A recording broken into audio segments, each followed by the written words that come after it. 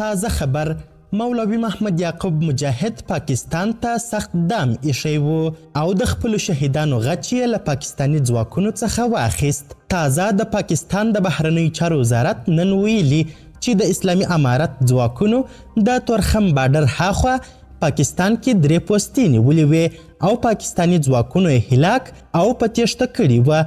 دا چې ملا محمد یعقوب مجاهد څنګه پاکستان ته دام ایښی و، طالب ځواکونو ولې پر پاکستاني پوځ قیامت جوړ کړی و او تازه پاکستان څه ویلي، بشپړ حال را سره همدغه روانه ویډیو کې کتلی سئ. سلامونه قدرمنو لیدونکو، مشال پریس یوټیوب چینل ته مو هرکلی کوم.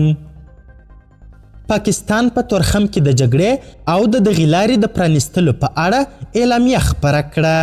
د پاکستان د بهرنیو چارو وزارت ویاندوی د افغانستان د اسلامي امارت د باندنیو چارو وزارت د پرونۍ اعلامیې په جواب کې نن وویل چې د دوی په وینا د افغانستان له موقت حکومت څخه هیله لري چې د پاکستان مځکنۍ بشپړتیا ته درناوی وکړي او دا یقیني کړي چې د افغانستان له خاورې څخه به د پاکستان پر ضد کار نه اخیستل کیږي. د پاکستان د بهرنیو چارو وزارت زیاته کړې چې د تیرې چهارشنبې په ورځ د یوې سوله ییزې حل لارې پر ځای افغان طالبانو د پاکستاني پوځیانو پوستې په نښه کړي وې چې په ترڅ کې طالبانو 3 پوستې نیولې او پاکستاني ځواکونو ته یې مرګ او ژوبله اړولې وه.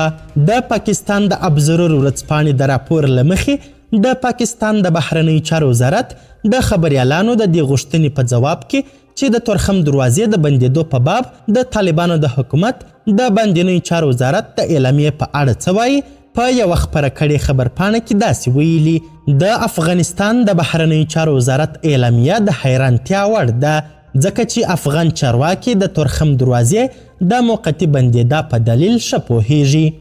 د افغانستان د طالبانو حکومت د بهرنیو چارو وزارت وړمه شپه په یوه اعلامیه کې ویلي د تورخم دروازې بندېدا د ښه ګاونډیتوب خلاف عمل دی. د پاکستان د بهرنیو چارو وزارت ویلي چې دا هیواد د افغانستان د حکومت له لورې په خپله خاوره کې د هیڅ راز ودانۍ جوړول نسي منلی ځکه چې دا د پاکستان د ځمکنۍ بشپړتیا سرغړونه ده.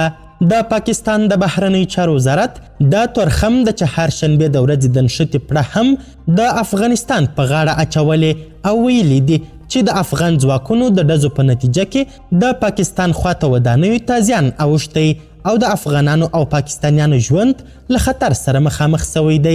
د پاکستان د باندنیو چارو وزارت د تورخم نښتې ته په اشارې او بې له دې چې د چترال د بریدونو یادونه وکړي ویلي چې دا ډول بریدونه ترهګر عناصر زړور کوي.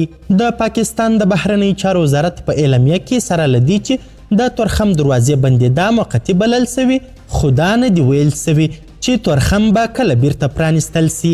د پاکستان د بهرنیو چارو وزارت له دې اعلامیې او په تیرو څو ورځو کې له نورو بیانونو داسې ښکاري چې اسلام آباد د چترال د بریدونو له کبله سخت پارېدلی دی او ظاهرا د تورخم بندېدا هم د چترال له بریدونو سره تړاو لري. پاکستاني چارواکو ویلي چې طالبان دی له خپل هغه نفوذه چې په ټي ټي پي کې یې لري کار واخلي او هغوی دی له حملو راوګرځوي. قدرمنو لیدونکو، د ویډیو له کتلو مو نړۍ مننه. د لا زیاتو او نورو لحظه پر لحظه خبري مطالبو لپاره زموږ همدغه مشال پریس یوټیوب چینل سبسکرایب کړئ. تر بیا او بلې ویډیو ښه وخت ښې چارې. د الله په امان.